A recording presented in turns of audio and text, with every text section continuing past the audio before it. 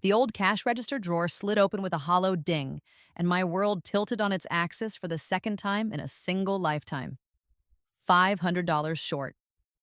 The neat stacks of 20s, 10s, and 5s I had meticulously organized just hours before were decimated, leaving a gaping hole that mirrored the one being carved out in my chest. My fingers, trembling, flew to my neck, closing around the familiar shape of the vintage brass key hanging from its simple silver chain. I had touched it this morning, a silent prayer for luck, for a fresh start. I knew this day was the pivot point. I knew, with a certainty that defied logic, that my life was about to be reborn from the ashes of a fire I was forced to walk through once before. It was happening again. The betrayal, the lies, the sickening, familiar taste of being framed by the very people I trusted. The back door of the cafe burst open, slamming against the stoppers and making me jump. Manager Rick stormed in, his greasy hair plastered to his forehead and his cheap suit rumpling around his pudgy frame. Right behind him, her face a perfect mask of wide-eyed concern, was Jessica, my best friend. "Maya, thank God," she breathed, rushing to my side. "Rick said the deposit was short. I told him it had to be a mistake." Her hand landed on my arm, but her touch felt like ice. $516 to be exact, Rick grunted, his eyes scanning the empty cafe as if the missing money might be hiding under a table. He loomed over the register, his gaze falling on me with theatrical disappointment. "Care to explain, Maya?" I I don't know, I stammered, my voice sounding small and weak, even to my own ears. "I balanced the drawer after the dinner rush. It was perfect, I swear." "Oh, I'm sure it was," Rick said, his lip curling into a sneer. "Jessica, call up the security feed from the last hour." Jessica nodded, her brow furrowed with fake diligence, as she tapped at the tablet behind the counter. "It's weird," she said after a moment, turning the screen toward Rick. "The camera feed from this angle, the one right over the register, it seems to have cut out for about 15 minutes, right around closing time." Of course it did. My breath caught in my throat. I could see the whole scene play out in my mind. A ghost of a memory from another life. The setup. The convenient technical glitch. The accusation. "But the camera from the front door works just fine," Rick added, his voice dripping with false authority. "And it shows you, Maya, as the only person behind this counter for the last hour." He looked from me to Jessica, a silent shared signal passing between them. I think we all know what happened here. Tears pricked at my eyes, hot and useless. "Rick, no. I've worked for you for 3 years. I've never even been a dollar short. You know me." "I thought I did," he said, his voice cold. "I'm sorry, Maya. I have to let you go. We can't employ a thief." The word hung in the air, sharp and poisonous. "Thief!" Jessica gasped, pulling me into a hug that felt more like a cage. "Oh, Maya, I'm so, so sorry," she whispered against my hair, her voice thick with crocodile tears. "This is a nightmare. Don't worry, I'll talk to him. I'll try to smooth things over." As she held me, I felt her hand slip into the back pocket of my jeans, her fingers deftly sliding out the thin envelope containing my final cash paycheck. My tips. The last bit of money I had to my name, and the sheer audacity of it sent a jolt of ice through my veins, clearing away the fog of panic. This time, I wouldn't just cry. This time, I wouldn't just break. I pushed her away, my hands shaking with a rage so profound it felt like power. "Don't bother," I said, my voice flat and dead. I grabbed my worn jacket from its hook, not bothering to look at either of them as I walked toward the door. I didn't give them the satisfaction of another tear. The moment I stepped outside, the heavens opened up, drenching me in a cold, relentless downpour. The rain plastered my thin uniform to my skin, and I stumbled down the alley, my mind a screaming void. I paused by the cafe's side window, hidden by the deep shadows and the cascading water, just needing a second to breathe. That's when I heard it. Through the glass, muffled by the storm, came a sound that would forever be burned into my memory. Their laughter. Sharp, cruel, and triumphant. "I can't believe how easy that was," Jessica's voice chirped, stripped of all its fake sympathy. Her face, she looked like a lost puppy. "She bought the whole act." Rick's booming laugh followed. "Here's your cut. $250, just like we planned." The look on her face was worth the other half. I stood frozen in the rain, the water dripping from my hair like icy tears, but my eyes were bone dry. The shock and the hurt were still there, a deep, throbbing wound. But beneath it, something new was hardening. The familiar agony of their betrayal wasn't just pain anymore, it was fuel. They thought they had destroyed me. They thought I was the same weak, heartbroken girl they had ruined before. They were wrong. This time, I remembered everything. And this time, they would pay for it all. The first week was a blur of online applications and forced smiles. The second week was when the silence began to curdle into something more sinister. Two hiring managers who had sounded so promising on the phone suddenly went cold after checking my references. The third time it happened, the woman from the Daily Grind coffee house was kind enough to be honest. "Look, I'm not supposed to say anything," she said, her voice a low murmur. "But your old manager, Rick, he told me to stay far away. Said you had sticky fingers. I don't know what happened over there, kid, but he's poisoning the well for you all over town." The poison was spreading in other ways too. A text from a mutual acquaintance. "Hey, is it true what Jess is saying about you?" Whispers in the grocery store aisle. Old friends suddenly too busy to grab lunch. Jessica, my supposed best friend, was meticulously salting the earth of my entire social life, painting herself as the loyal friend who had been duped by a master manipulator. The final blow came not with a bang, but with a timid knock on my apartment door.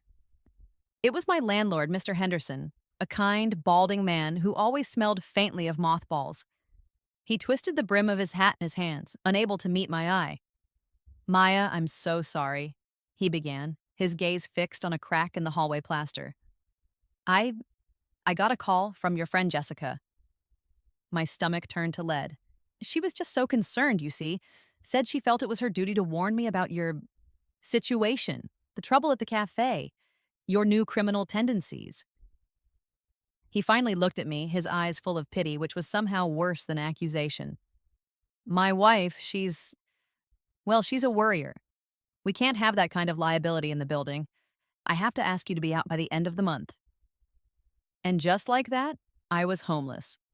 My meager savings were gone, swallowed by rent and bills. I had no job, no prospects, and now no apartment. There was only one place left to go. Moving back into my childhood bedroom was the ultimate humiliation.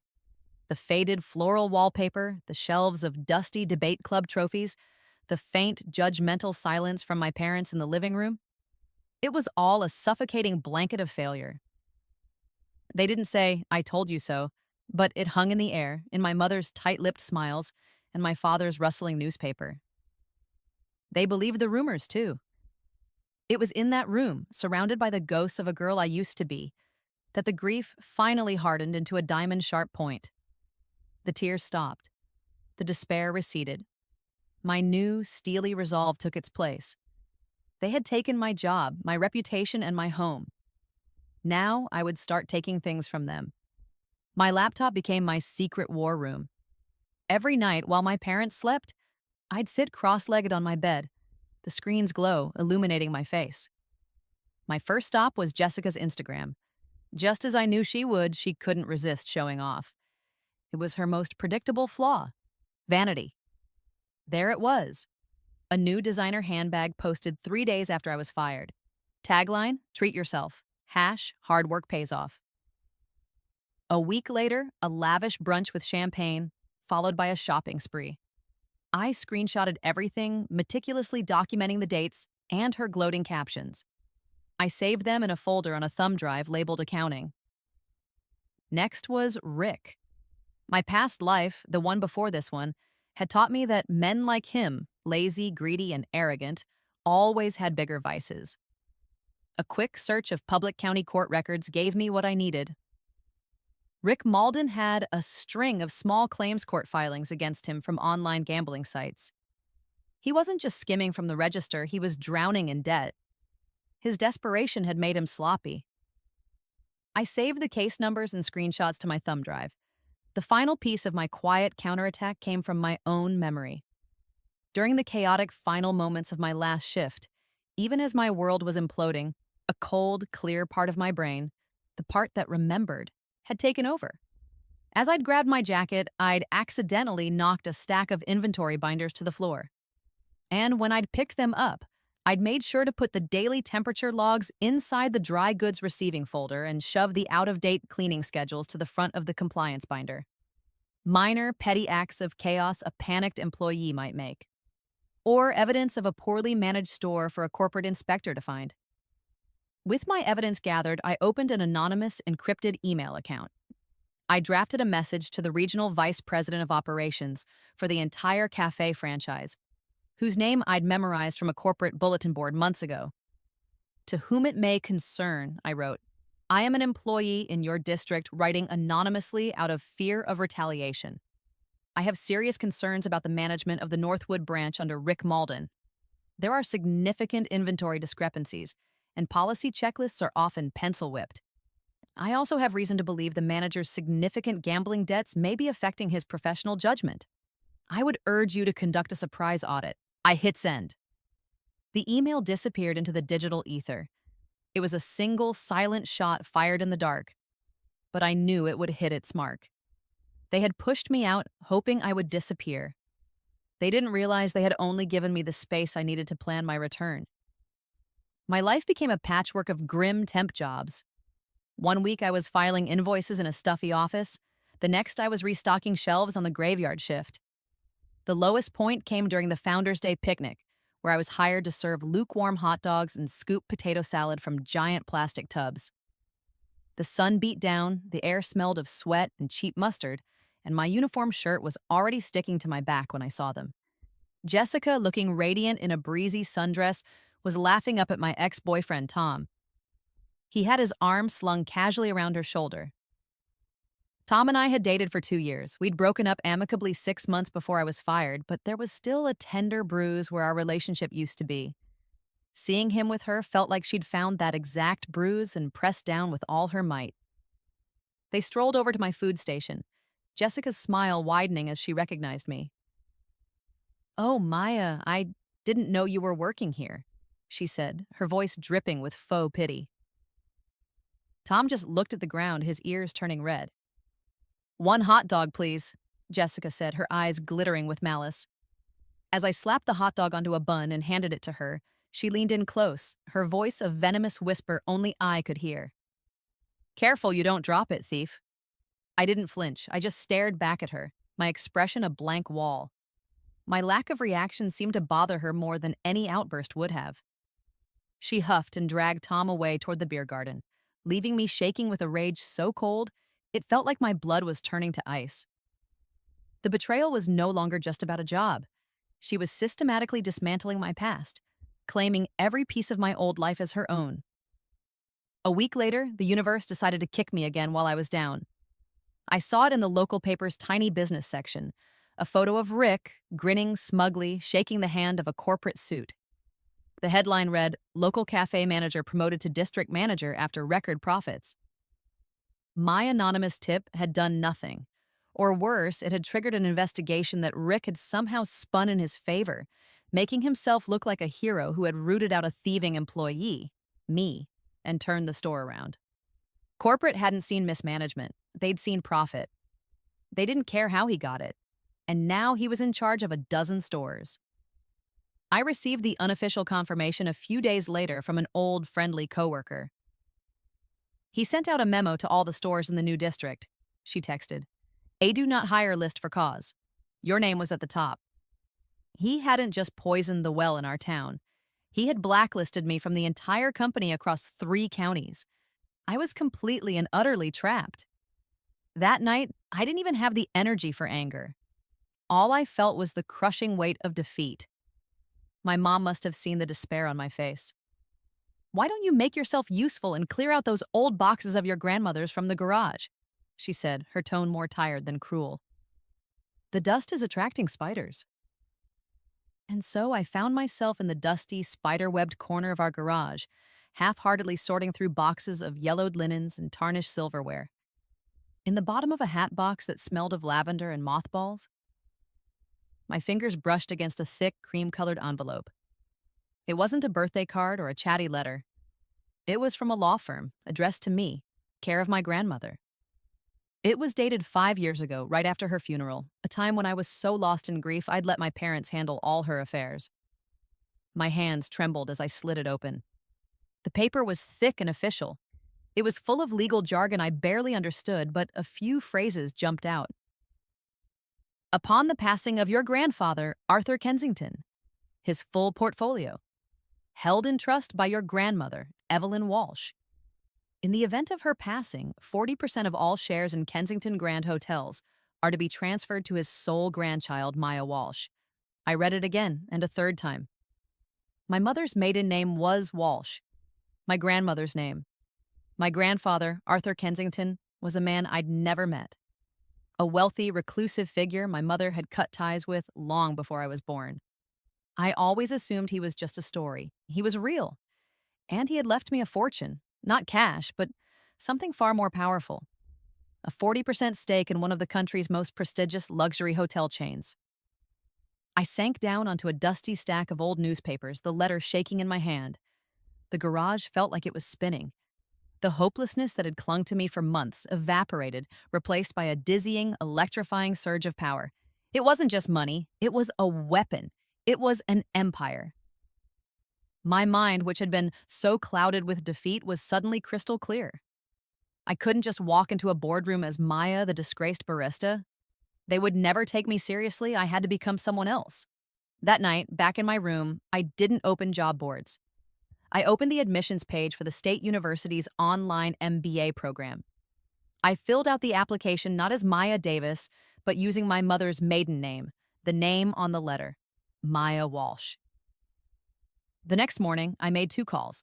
The first was to the university to enroll. The second was to the law firm on the letterhead. Yes, I said, my voice steady and firm. A voice I barely recognized as my own.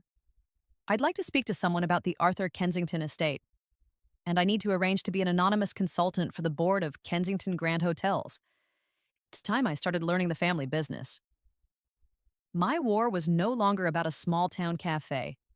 I was about to fight them on a battlefield they didn't even know existed. The next 2 years were a crucible. My days were a blur of online lectures, case studies, and corporate finance textbooks. My nights were spent on secure video calls with the board of Kensington Grand Hotels, not as an owner, but as CW, their sharp, insightful, and entirely anonymous new consultant. I learned the language of power, the intricate dance of leverage and acquisitions.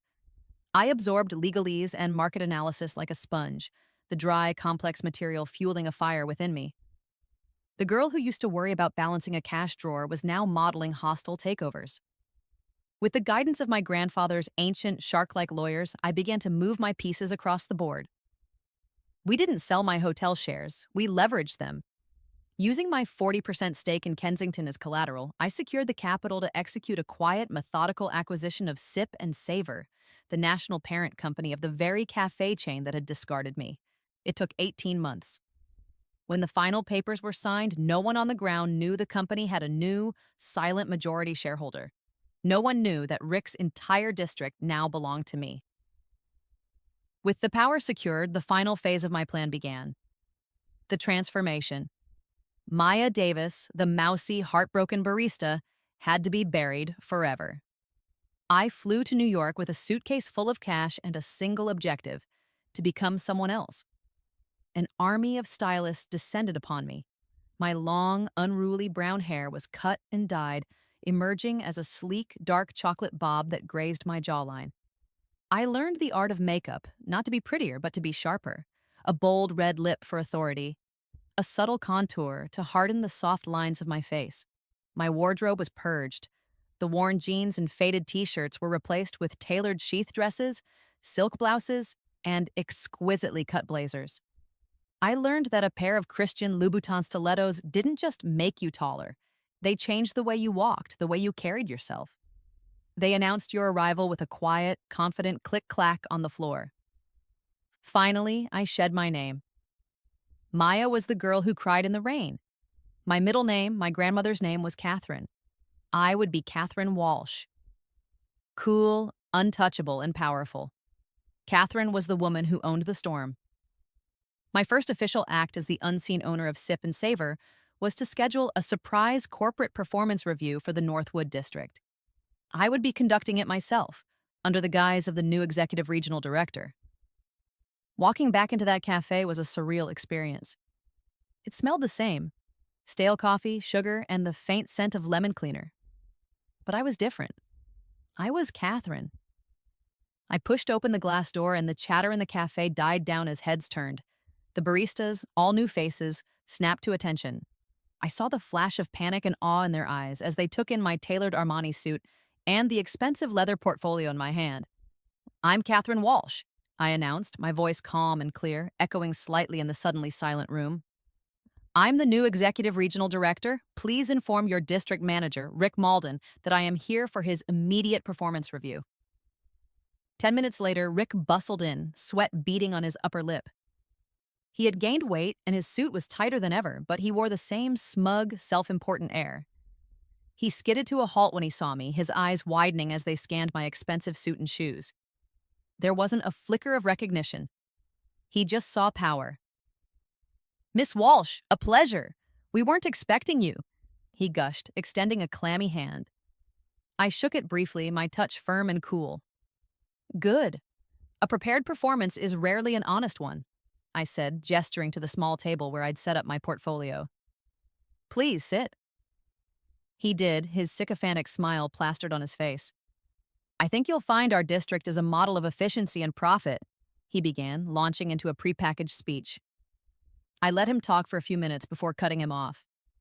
"Your numbers are impressive," I conceded, my voice flat, "but profit is often a byproduct of a strong, loyal team. Tell me about your staff retention. What's your secret to inspiring such loyalty?" "Ah, yes. It's all about creating a culture of accountability," he said, puffing out his chest. "We reward hard work and we deal with problems decisively. For instance, a few years back, we had a major internal theft issue. A long-term employee, someone we all trusted. It was a tough situation, but my star supervisor, Jessica, brought it to my attention. Together, we handled it, removed the bad apple, and the store's performance skyrocketed. She's a real asset. In fact, I'd love for you to meet her." An icy thrill shot down my spine. It was even more perfect than I'd imagined. "Please call her in," I said, my lips curving into a serene smile. Jessica arrived looking flustered and excited.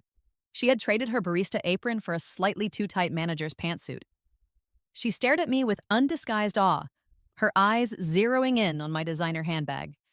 "Jessica, this is Miss Catherine Walsh, our new executive director," Rick said importantly. "It is an absolute honor to meet you, Miss Walsh," Jessica gushed. "I love your suit. Is that a Celine portfolio? Your taste is exquisite." "Thank you, Jessica," I said, my smile never wavering. I leaned forward, resting my chin on my steepled fingers. "Rick was just telling me about how you two handled a difficult employee theft situation a few years ago. He credits you with saving this store. Tell me your version." She beamed, taking the bait completely. For the next 10 minutes, they spun a glorious tale of their own heroism, painting a detailed picture of the devious, manipulative thief who had almost ruined them. They described her crocodile tears, her denials, her ultimate cowardly exit. I listened to them bury themselves, my heart pounding with a cold, triumphant rhythm. They had no idea they were confessing. They had no idea they were sitting across from the ghost they thought they'd exorcised. They were trying to impress Catherine Walsh, but all they were doing was handing Maya Davis the shovel to dig their graves. The next morning, I returned to the cafe. The air was thick with nervous tension. I had called a mandatory, all-hands staff meeting for 9 a.m. sharp. The dozen or so employees from across the district stood awkwardly clutching coffee mugs, their eyes darting between me and the large presentation monitor I'd had installed the night before. Rick and Jessica stood near the front looking smug. They clearly believed this meeting was their coronation, a chance for the new executive director to publicly praise their supposed success. Jessica even gave me a conspiratorial wink, as if we were partners in this new era of excellence. I gave her a thin, cold smile in return. "Thank you for coming," I began, my voice crisp and commanding, echoing in the quiet room. "I've completed my preliminary review of the Northwood District, and I've discovered some irregularities. This meeting is about accountability." A nervous murmur rippled through the staff. Rick's smile tightened slightly. Let's start with store finances, I said, clicking a button on the remote in my hand. A spreadsheet appeared on the screen showing inventory write-offs and supply orders. Rick, can you explain why this store consistently reports spoilage rates 30% higher than the company average, yet your supply orders for those same items are mysteriously low? Or why you signed off on paying invoices for espresso machine maintenance from a company that, according to the state, ceased to exist 2 years ago? I clicked again, showing scanned copies of the fake invoices next to a screenshot of his public gambling debts. It almost looks like someone was fabricating expenses and pocketing the cash. About $500 a week, by my estimate. Rick went pale, sputtering, "Now, wait a minute, that's just creative accounting." I ignored him, turning my attention to Jessica. And Jessica, you have an incredible number of positive online customer reviews. Truly stellar. It's a shame that our tech department traced the IP address of over 90% of them back to the computer in this store's back office. Jessica's face flushed a blotchy red. I was just trying to boost morale. You were fabricating performance metrics to justify your promotions, I stated flatly. The professional smiles were gone. In their place was the dawning horror of two rats caught in a trap. The staff was silent, their eyes wide. They were watching the systematic, professional dismantling of their bosses. But I was just getting started. However, I continued, my voice dropping slightly, becoming more personal. This isn't just about financial mismanagement. This is about the culture of accountability you two have fostered. A culture you were so proud to tell me about yesterday. Let's talk about the real reason for this store's turnaround. Let's talk about the $516 that went missing 3 years ago. A genuine collective gasp went through the room. Rick and Jessica stared at me, frozen. You see, as the new majority shareholder of this company, I said, letting that information hang in the air for a moment, I have access to everything. Old servers, archive data, things you thought were long gone. It's amazing what a good digital forensics team can recover from conveniently corrupted hard drive. I aimed the remote at the screen and pressed play. The image that flickered to life was grainy, time-stamped from 3 years ago. It was the view from the security camera they thought had been disabled. It showed Rick at the register, quickly pocketing wads of cash. It showed Jessica standing lookout by the door. It showed them both laughing as Jessica fiddled with the wires beneath the counter, causing the feed to cut out. The room was utterly silent, save for the tinny audio from the screen. But I wasn't done. The video is damning, I said, but I find the audio is so much more illustrative. I pressed another button. A new sound filled the cafe. It was the sound of rain, and then their voices, cruel and triumphant, from the recording my phone had captured as I stood broken in the alley. I can't believe how easy that was, Jessica's voice chirped through the speakers. Her face, she looked like a lost puppy. Rick's booming laugh followed. Here's your cut. The look on her face was worth the other half. Jessica made a small, strangled noise, her hand flying to her mouth. Rick looked like he was going to be sick. The staff stared, their faces a mixture of shock and disgust. They were looking at their bosses, their leaders, as the petty, cruel criminals they truly were. I turned off the monitor and the room plunged back into a heavy, suffocating silence. I walked slowly from behind the counter, stopping directly in front of them. I looked at Rick. Then my gaze settled on Jessica, who was trembling, her eyes wide with terror. This was it, the moment. I pushed my sleek, dark hair back from my face. I let the hard, clipped cadence of Catherine Walsh fall away and let my true voice, the one she would remember, emerge, low and vibrating with years of suppressed rage. You said she looked like a lost puppy, I repeated, my voice barely a whisper, yet it carried to every corner of the room. You told him the look on my face was worth it. Recognition is a funny thing. It's not a thunderclap, it's a slow, sickening dawn. I saw it happen in real time. The confusion in Jessica's eyes, the slight furrow of her brow as my voice registered, and then the utter, soul-shattering horror as her brain connected the woman in the $1,000 suit with the girl she had destroyed over a few $100s. Her face crumpled, the blood draining from it until she was as white as a sheet. Rick stared, his jaw hanging open, comprehension dawning a second later. Maya, he choked out. Rick Malden and Jessica Miller, I announced, my voice ringing with absolute authority, hard as steel. You are both fired, effective immediately, for gross misconduct, embezzlement, and conspiracy to commit fraud. As if on cue, the front door opened and two broad-shouldered security guards in black suits stepped inside. I had hired them for this exact moment. I gave them a slight nod. No, please, Jessica sobbed, lunging forward. Maya, I'm so sorry, please. Rick just stood there, paralyzed, a statue of his own ruin. The guards were professional and efficient. They each took an arm and began escorting the hysterical Jessica and the catatonic Rick toward the door, past the stunned faces of the employees they used to command. As they were hauled out into the morning sun, I walked over to the community bulletin board. I took down the Employee of the Month schedule and, with 4 sharp clicks of a staple gun, posted 2 laminated notices for all to see: termination of employment, cause, theft, and fraud. The entire staff watched, silent and wide-eyed. They hadn't just witnessed a firing, they had witnessed a resurrection. A week passed, a week in which my lawyers cleaned up the legal mess at Sip and Savor, corporate memos were sent, and a competent new district manager was appointed.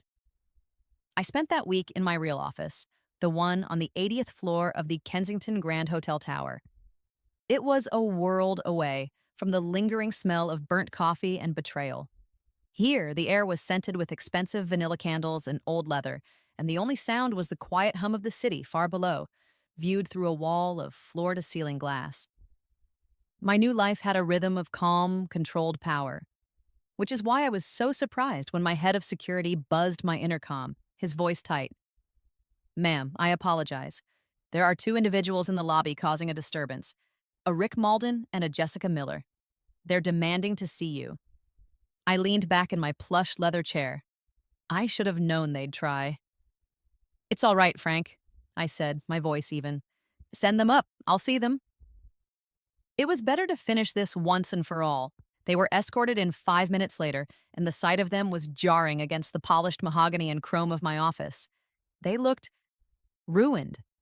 Rick's suit was wrinkled and looked too big for him, as if he'd lost weight from stress alone. Jessica was a ghost of her former self. Her hair was a mess, her face was pale and blotchy, without its usual mask of makeup, and her eyes were red-rimmed and desperate. They stood on the edge of my vast Persian rug like 2 shipwreck survivors who had washed up on the shores of a hostile alien land. Maya, Rick began, his voice raspy. He took a hesitant step forward. We just wanted to talk to you, to explain. I said nothing. I simply picked up a crystal nail file from my desk and began to leisurely shape my thumbnail, my gaze focused on my hand. The silence unnerved them, and Jessica burst forward, words tumbling from her mouth in a desperate torrent. We were so stupid, Maya, so stupid. Rick was in debt, and I was scared of being stuck. I was jealous of you, of how easy everything seemed for you. It was a mistake. A horrible, terrible mistake. We'll give it all back, Rick pleaded, his voice cracking. The $500, I have some savings. Not a lot, but it's yours, all of it. Just tell people it was a misunderstanding. Tell them you were wrong about us. Jessica fell to her knees then, a theatrical, pathetic gesture that sent a wave of revulsion through me. She crawled the last few feet and clutched at the hem of my tailored trousers, her tears splashing onto the toe of my expensive designer shoes. I'll confess, she sobbed, looking up at me, her face a grotesque mask of sorrow. I'll post it online. I'll tell everyone what a horrible person I am, what we did. I'll do anything. Please, Maya, you can't just destroy our entire lives over this. We're begging you. Their pleas, their tears, their desperate, self-serving apologies, they all washed over me, and I felt absolutely nothing. The wounds they had carved into me had long since scarred over, leaving smooth, impenetrable armor. There was no pain left for them to touch. I placed the nail file down with a soft click. I let their sobs hang in the opulent silence of the room for a long, heavy moment. Then, slowly, I stood up. I walked past them, my footsteps silent on the thick carpet, and went to the massive wall of glass. I placed my hand on the cool, solid pane and looked down at the city spread out before me like a map of my new kingdom. I could see the block where the cafe was, a tiny, insignificant speck from this height. I could see the rooftop of the apartment building I was evicted from. I saw the whole city that they had tried to turn into my prison, a city that was now at my feet. They hadn't just framed me for theft. They had tried to murder my future. They had tried to suffocate my spirit. And they were begging for forgiveness from a woman they had killed. The woman standing here was someone else entirely. Finally, I turned back to them. Their tear-streaked faces were filled with a desperate, flickering hope. They saw my silence, my calm, and mistook it for consideration. They thought they had a chance. I looked at Rick, the pathetic, greedy coward. I looked at Jessica, kneeling at my feet like a penitent sinner. My expression was serene. My heart was a block of ice. I gave them my final answer. My final word. No. The single syllable dropped into the room with the weight of a guillotine blade. It wasn't angry. It wasn't vengeful. It was a simple, clinical, and absolute fact. It was the closing of a book, the turning of a key in a lock, the final closing of a door they would never be allowed to open again. I watched the last bit of hope drain from their eyes. I watched them finally, truly understand that their lives, as they knew them, were over. There was no appeal. There was no negotiation. There was only the consequences of their own actions and the woman they had created. I pressed the silent button on my desk. My security chief, Frank, opened the door immediately. "Frank," I said, my voice perfectly calm as I turned back to the view. "Please show Mr. Malden and Miss Miller out. They've concluded their business here, and ensure they never set foot in any Kensington Grand property again." I didn't watch them get pulled to their feet. I didn't listen to their renewed wails of despair. I just listened to their footsteps and their fading cries as they were permanently removed from my life. The heavy office door clicked shut, and the silence returned. It was a clean, peaceful, and perfect silence. 6 months later, the rhythm of my life was one of quiet, thriving peace. I sat in my corner office, the late afternoon sun casting long golden stripes across the floor. The faint, warm scent of a vanilla bean candle filled the air, a constant comfort that had replaced the lingering smell of burnt coffee in my memory. On my desk lay the quarterly reports for my empire. The Sip and Savor franchise, under new, competent leadership, was reporting its highest profits in a decade. The Kensington Grand Hotel in Monaco was reporting record bookings for the summer. Everything was growing. Everything was moving forward. My executive assistant knocked softly and entered, placing a small stack of mail on my desk. Tucked between investment bulletins and board meeting invitations was a simple, cream-colored card. There was no return address, but I recognized the handwriting. It was from Sarah, a quiet barista who had always been kind to me at the cafe, the one who had secretly texted me about Rick's memo all those years ago. I slid a nail under the seal and opened it. "Maya," it began, and the use of my real name made me smile. The story, in its entirety, had eventually come out. "I don't know if you'll get this, but I had to try. I'm the new manager at the Northwood store now. I wanted to thank you. You didn't just fix things for yourself. You made it a place people actually enjoy working at again. Things are good here. I hope things are good for you too." A small photograph fluttered out from the card and onto my desk. I picked it up.